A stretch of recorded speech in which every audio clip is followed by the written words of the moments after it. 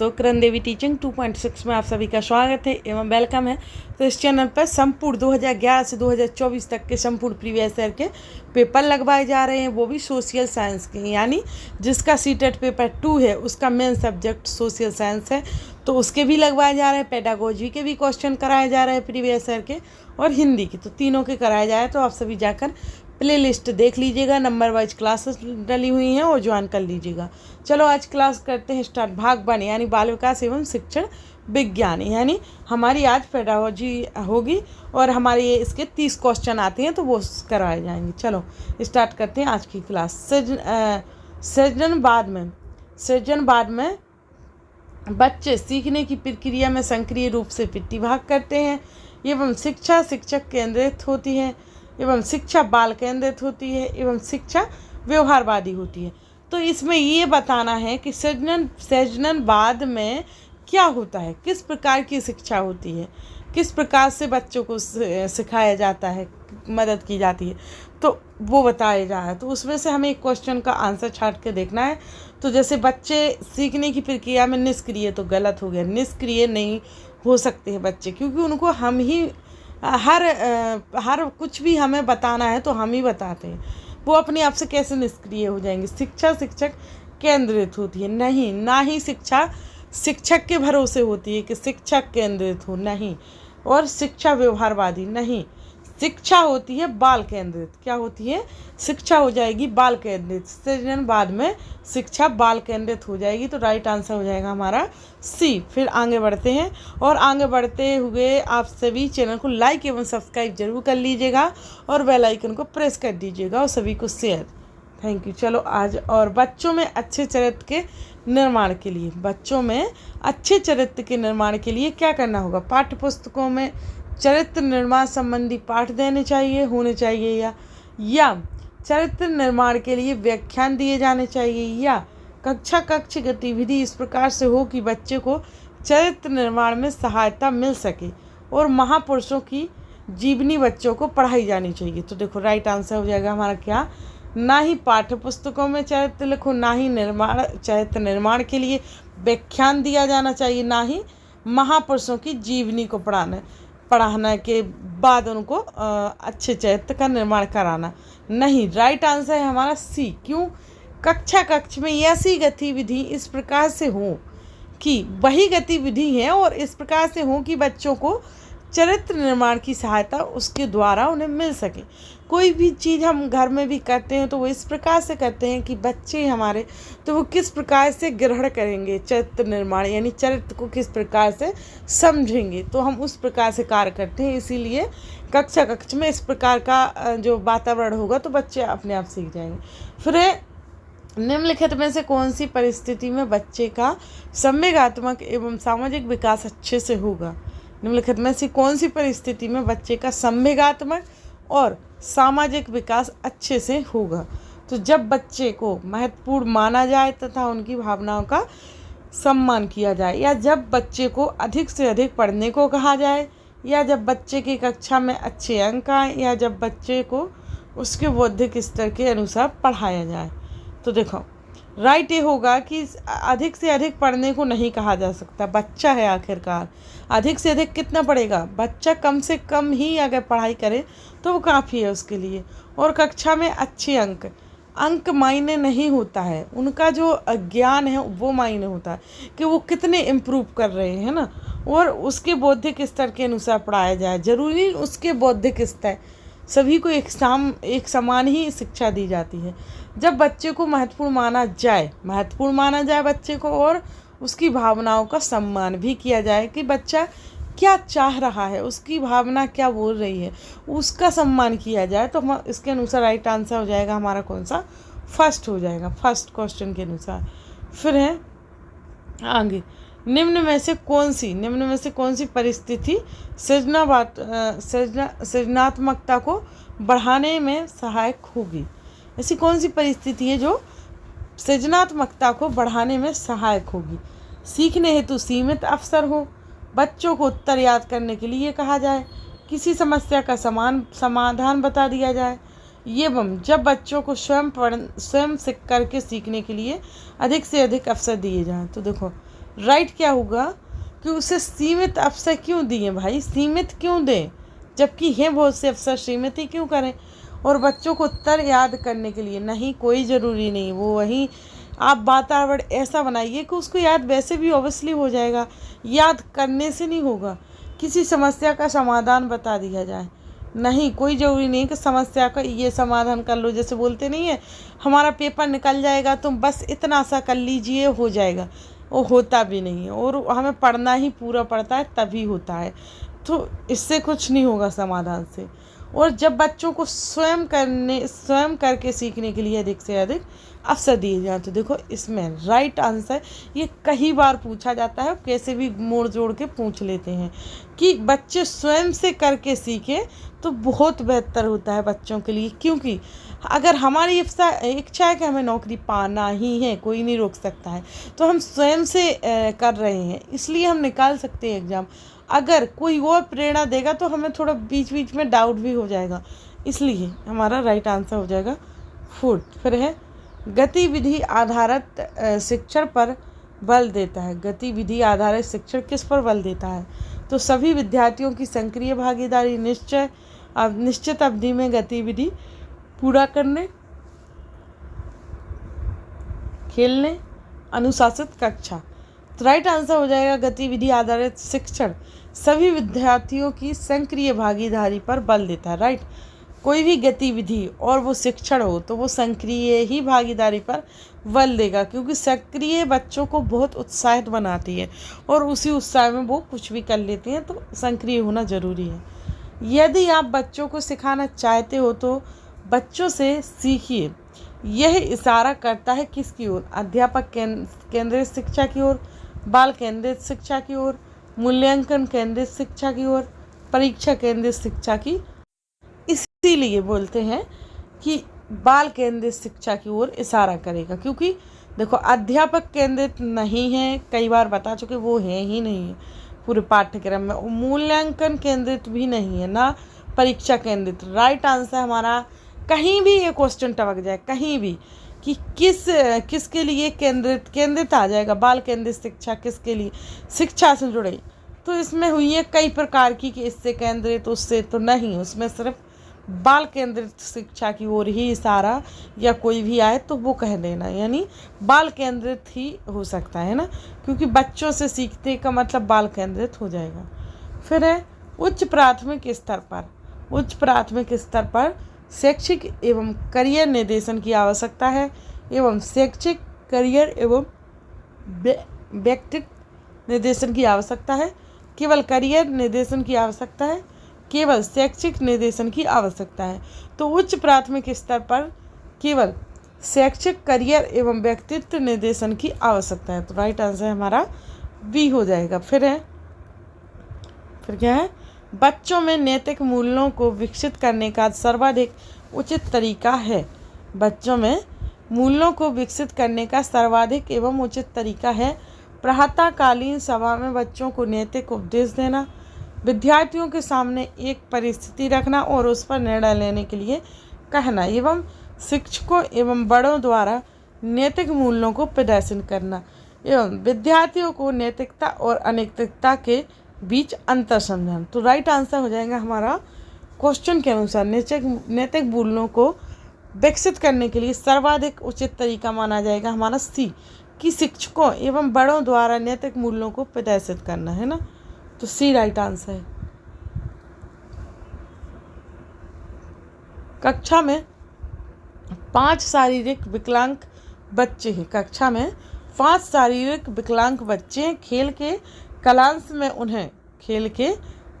में उन्हें एक कोने में बैठना चाहिए ताकि वे खेल का आनंद ले सकें, या अन्य बच्चों के साथ उचित खेलों में हिस्सा लेने के लिए प्रोत्साहन करना चाहिए, या केवल आंतरिक खेलों में हिस्सा लेने की अनुमति देनी चाहिए, या कक्षा के सभी विद्यार्थियों के साथ खेलने के लिए जाना चाहिए, जोर देना चाहिए। तो राइट आंसर हमारा ये होगा कि जो विकलांग शारीरिक, जो कक्षा में 5 बच्चे शारीरिक विकलांग हैं, तो उन्हें कलांश में क्या करना चाहिए? खेल के कलांश में, तो उन्हें अन्य बच्चों के साथ उचित खेलों में हिस्सा लेने के लिए प्रोत्साहित करना चाहिए, है ना। तो वी हमारा राइट आंसर है। फिर है जीन पियाजे के अनुसार अनुकूलन द्वारा होता है। जीन पियाजे के अनुसार अनुकूलन द्वारा होता है आत्मसात्करण एवं व्यवस्थापन, अनुभव, आत्मसात्करण तथा व्यवस्थापन। तो राइट आंसर हो जाएगा कि जीन पियाजे के अनुसार अनुकूलन आत्मसात्करण तथा व्यवस्थापन द्वारा होता है। फिर है परामर्श में सम्मिलित नहीं है। परामर्श में सम्मिलित नहीं है। बच्चे को धैर्यपूर्वक सुनना, बच्चे से मित्रतापूर्वक बातचीत करना, बच्चे के दृष्टिकोण को समझना, बच्चे को अनुशासन में रखना। तो परामर्श में सम्मिलित नहीं होता है कि बच्चे को अनुशासन में रखा जाए। राइट, बच्चे को अनुशासन में नहीं रखना। फिर राज्य स्तर पर कक्षा 1 से 8 तक की पाठ्यचर्या का निर्माण करती है। राज्य स्तर पर कक्षा 1 से 8 तक की पाठ्यचर्या का निर्माण करती है। यानी SCERT मतलब SCERT, NCERT, NCTE है ना, NCERT है ना, और सीमेट। तो राइट आंसर हो जाएगा हमारा जो पाठ्यचर्या 1 से 8 तक की पाठ्यचर्या का निर्माण करती है राज्य स्तर पर, वो है SCERT है ना। तो राइट आंसर फर्स्ट है। फिर है मध्याह्न भोजन के दौरान उच्च जाति के विद्यार्थी निम्न जाति के विद्यार्थियों के साथ एक पंक्ति में भोजन करने से इनकार करते हैं, आप क्या करेंगे? तो आप पृथक बैठक व्यवस्था करने हेतु सहमत हो जाएंगे, या आप उच्च अधिकारियों से निर्देशन प्राप्त करेंगे, या आप विद्यार्थियों को एक साथ बैठकर भोजन करने के लिए सहमत कर लेंगे, या आप विद्यालय में मध्याह्न भोजन पकाना बंद कर देंगे। तो राइट आंसर हमारा ये होगा कि आप क्या करेंगे कि विद्यार्थियों को एक साथ बैठकर भोजन करने के लिए सहमत करेंगे, ना कि और चीज़ें, है ना। फिर है विज्ञान में मोनिका की संप्राप्ति अच्छी है।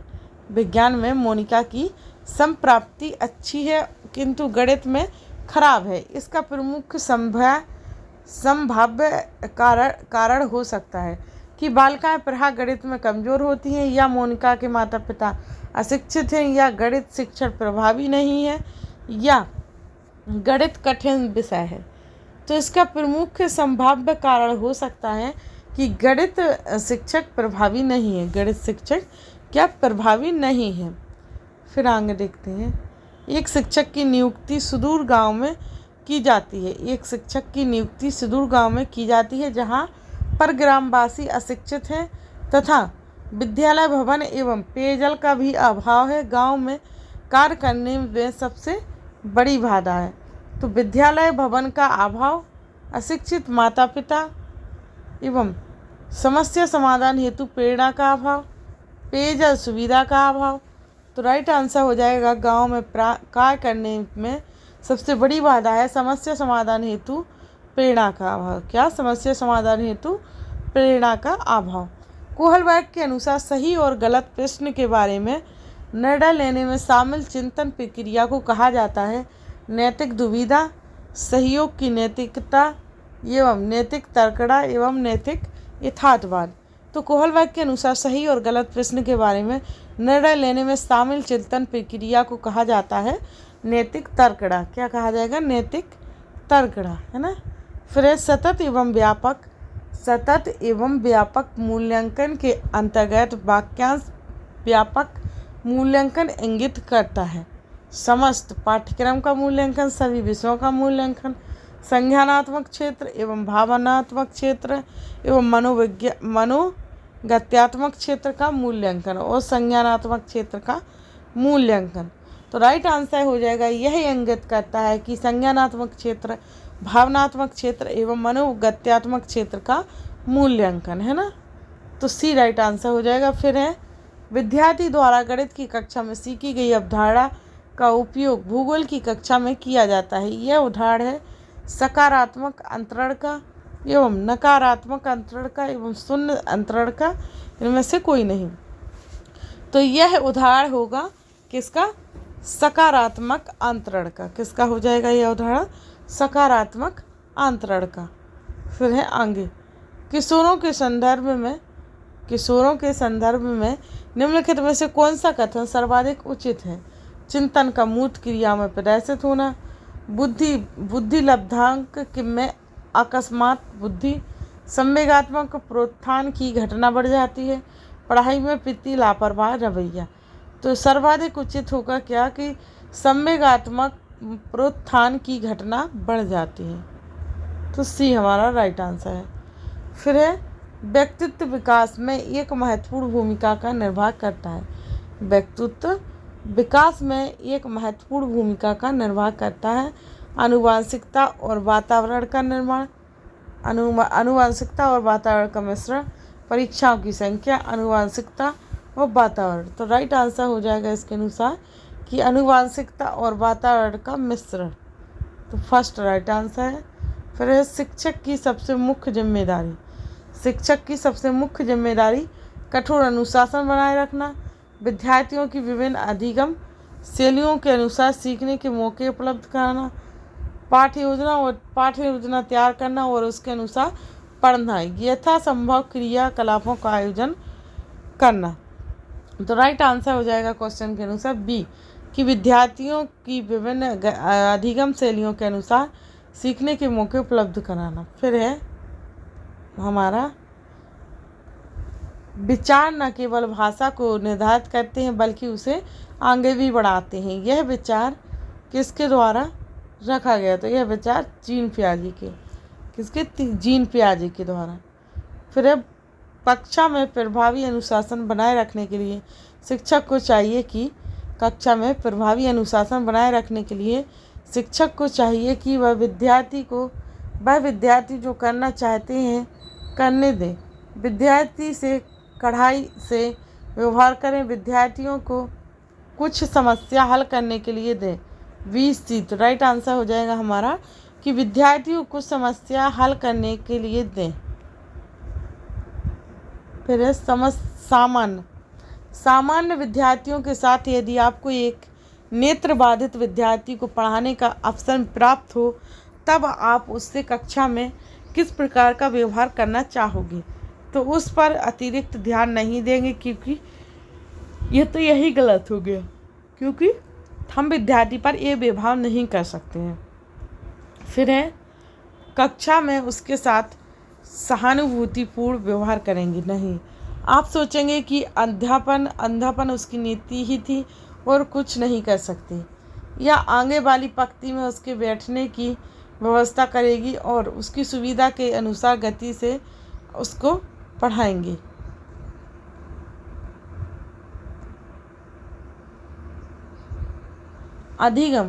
अधिकतम प्रबलनकारी प्रभाव के लिए दिया गया रिवार्ड होना चाहिए। उत्तर प्राप्त होने के तुरंत बाद, उत्तर प्राप्त होने के ठीक पहले, उत्तर देने के साथ साथ उसी क्षण, उत्तर देने के बाद, पर्याप्त विलंब के पश्चात।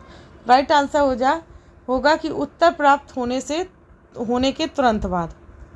फर्स्ट राइट आंसर है। फिर है, नया प्रगतिशील शिक्षा शास्त्र प्रदर्शित करता है अधिगम में निर्धारण, अधिगम का निर्धारण, अधिगम के लिए निर्धारण, अधिगम के साथ निर्धारण। तो नया प्रगतिशील शिक्षा शास्त्र प्रदर्शित करता है क्या? अधिगम के लिए निर्धारण। क्या करेगा? अधिगम के लिए निर्धारण। फिर 5वीं कक्षा से ऊपर के विद्यार्थियों द्वारा की गई त्रुटि को किसका संकेत माना चाहिए? 5वीं कक्षा से ऊपर के विद्यार्थियों द्वारा की गई त्रुटि का संकेत माना जाना चाहिए कि उनकी अधिगम कुशलता में कमी है, या उनके अधिगम चरण, या उनकी अधिगम अक्षमता है, या अधिगम के प्रति उनकी अबोधता। तो राइट आंसर माना जाएगा हमारा कि उनके अधिगम चरण। क्या माना जाएगा? कि उनके अधिगम चरण। फिर है, विज्ञान एवं कला प्रदर्शनियाँ, संगीत एवं नृत्य प्रस्तुतियाँ तथा विद्यालय पत्रिका निकलवाने के लिए विभिन्न व्यवसायों के लिए विद्यार्थियों को प्रशिक्षित करने एवं विद्यालय का नाम रोशन करने एवं अभिभावकों को संतुष्ट करने एवं विद्यार्थियों को सृजनात्मक मार्ग उपलब्ध कराने के लिए। तो राइट आंसर हो जाएगा हमारा फोर्थ, इसके अनुसार क्वेश्चन के अनुसार फोर्थ राइट आंसर है। फिर है समावेशी। समावेशी शिक्षा उस विद्यालयी शिक्षा व्यवस्था की ओर संकेत करती है जो